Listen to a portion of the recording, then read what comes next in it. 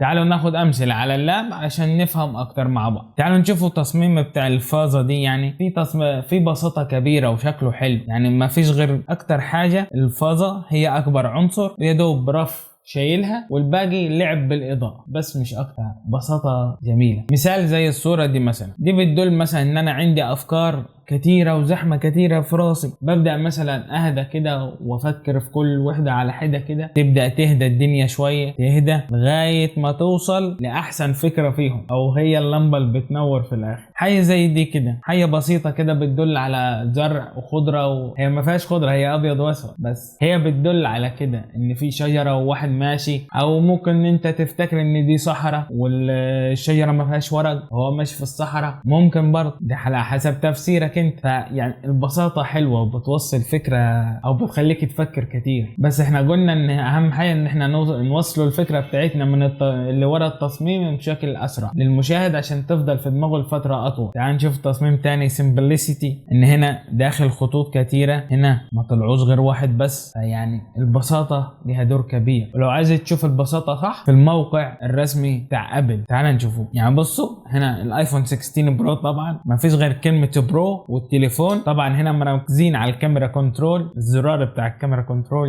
يعني اللون طاغي، هو اللون الجديد الازرق ده الناس مبسوطه منه قوي، وانا واحد من ضمن، يعني انا عاجبني اللون ده، اللون الازرق ده، ويا دوب التليفون. فدي بساطه في الموقع بتاع ابل برضه. وبكده نبقى خلصنا سلسله مبادئ التصميم الجرافيك. عايز رايكم بقى في السلسله كلها على بعضيها كده، وعايز اعرف ايه رايكم فيها.